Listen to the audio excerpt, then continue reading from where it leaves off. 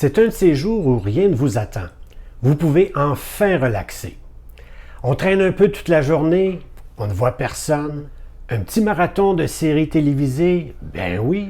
On s'habille pour être confortable ou, comme on dit chez nous, on s'habille en mou. Sweatshirt, sweatpants, décontracte. En sortant du lit, vous avez mis une montre aujourd'hui.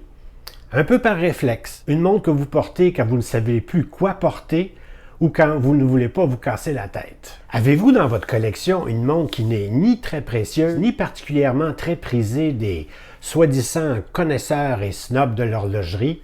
Elle est ni très chère et même peut-être un peu bas de gamme. Mais pour des raisons qui s'expliquent assez mal, elle se retrouve très souvent dans la rotation et vous êtes absolument incapable de vous en défaire. J'en ai plus d'une comme ça. Bonjour et bienvenue à Jamais sans ma montre.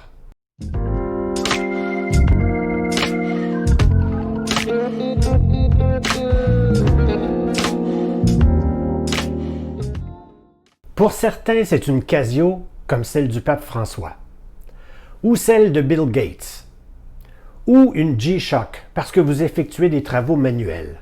Pour d'autres, c'est une plongeuse, une tool watch ou une montre militaire. Il n'y a rien qui vous empêche bien sûr de porter une montre suisse de plusieurs milliers de dollars comme montre de tous les jours. Mais alors vous et moi, on n'a pas du tout le même train de vie. Je vous présente aujourd'hui ma montre souffre-douleur, celle que je porte quand je ne sais plus quoi porter. Ma Casio Edifice EFS S 510-01. Allez, c'est l'heure. Je vous présente la montre d'une façon un peu différente et irrévérencieuse aujourd'hui. Je vous dis d'abord pourquoi elle est moche. Et ensuite, je vous dis pourquoi je n'arrive pas à m'en débarrasser. Laissez-moi savoir ce que vous portez souvent, un plaisir coupable, une montre peut-être un peu moche pour certains, mais que vous enfilez le matin sans trop y penser. Bas de gamme, hommage, fashion watch, vintage. Il n'y a pas de honte, aujourd'hui, on se fait plaisir. Voici d'abord pourquoi elle est moche. Au poignet, c'est large et long. C'est 46,1 de diamètre, 52 mm de corne à corne et 11,8 mm d'épaisseur. C'est quand même une montre chronographe et les chronos ne sont pas toujours compacts. Mais au moins, elle a le mérite d'être assez légère et plate. Donc, la montre ne roulera pas trop autour de votre poignet. Mais si votre poignet est plutôt mince, c'est un peu massif. Le bracelet est moche. Non, en fait, il est affreux. C'est un bracelet d'acier. La boucle en acier pressée ici. Remarquez ici tout ce qui est poli. Vous avez quelques micro-ajustements ici, 4 sur le côté, des boutons de sécurité au moins, c'est pas complètement perdu. Vous allez remarquer ici, les premiers maillons au boîtier sont des maillons pressés et non usinés. Et on repassera aussi pour l'articulation. Ça ici, c'est un maillon. Donc, ce que vous voyez comme étant 5 morceaux, c'est en fait seulement un seul maillon. Donc, ça fait assez bas de gamme. C'est à changer le plus tôt possible. À 22 mm, le choix est facile pour les bracelets. Vous avez toute une gamme de bracelets possibles. Bien sûr, le caoutchouc, comme ce bracelet Tropic, ici en silicone. Sinon, un bracelet de silicone bleu. Ici, j'ai poussé la coquetterie un peu parce que, bon, vous avez ici le registre du bas qui vous indique la réserve de marche en bleu. Donc, tout ce que j'ai fait, c'est agencer le bleu. Ici, en cuir vintage avec surpiqûre couleur crème. Un bracelet avec pompe rapide de chez nos amis d'Assari, donc Strapsco à Montréal. Très confortable. Et pour finir, ce bracelet bleu en cuir, perforé bien sûr, façon un peu rallye. Alors du même bleu bien sûr que l'indicateur de réserve de marche. Et celui-ci, il a du vécu. Il est sorti souvent. Le matériau du boîtier, acier inoxydable, la lunette, aluminium. Bon, le bracelet, on en a déjà parlé. C'est un fini poli partout. Il n'y a aucune surface brossée, tout est poli, tout est reluisant. Casio ne fait pas toujours dans la subtilité, j'avoue que ça fait un peu bas de gamme. Bon, quant à la luminosité dans le noir, là ici elle est parfaitement bien chargée et elle va vous épater pendant plusieurs minutes, mais il n'y en a pas pour très très longtemps. De toute façon, pour un chronographe, mes attentes ne sont pas très élevées. J'ai déjà vu des performances beaucoup plus tristes sur des montres beaucoup plus haut de gamme. Alors, pourquoi je la porte encore?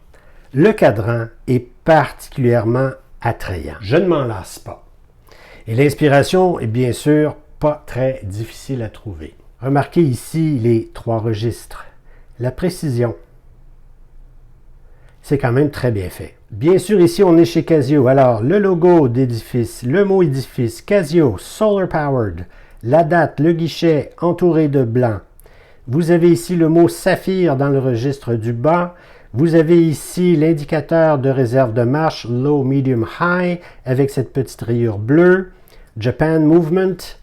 Toute la fiche technique est à peu près là. La lisibilité de jour, elle est excellente. Même s'il y a beaucoup de choses qui se passent sur le cadran. On réussit très bien. Les aiguilles blanches, les marqueurs blancs qui sont quand même non peints, ils sont surélevés, donnent une bonne impression de profondeur et assurent la lisibilité, même avec les registres et la date et tout le reste. Le verre et saphir avec revêtement anti-reflet. Quand même, résistance à l'eau, 100 mètres quand même. Boîtier acier, fond vissé, couronne et poussoir de chronographe non vissé. Est-ce que je me suis baigné avec cette montre? Oh que oui! Pas de souci, 159 grammes. Ce n'est pas un poids plume, mais absolument raisonnable pour une montre de cette taille avec ses fonctions. Bon, bien sûr, elle est quartz. Et remarquez ici la trotteuse. Vous la voyez bien? Vous en connaissez, vous, des montres quartz dans cette gamme dont la trotteuse tombe pile sur les indices, vous?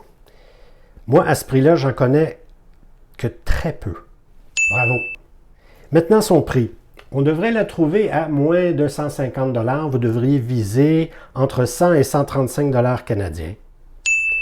Il s'en trouve sans doute aussi sur le marché secondaire. Dans la famille des montres Casio Edifice, vous avez un grand choix. La plupart sont inspirés du sport automobile et si vous êtes fan de F1, vous serez servi parce que les modèles affichent fièrement leurs couleurs. Par exemple, ce modèle qui célèbre un partenariat avec Honda Racing, ou celle-ci qui évoque un partenariat avec la Scuderia AlphaTauri. Et je m'excuse pour ma prononciation en italien, c'est assez nul. Fini acier, noir PVD, quartz à pile, quartz énergie solaire, verre minéral, verre saphir, connectivité Bluetooth pour votre téléphone portable, bracelet acier ou résine, bracelet intégré, bracelet cuir, plus rare mais bon, bref, il y a de tout.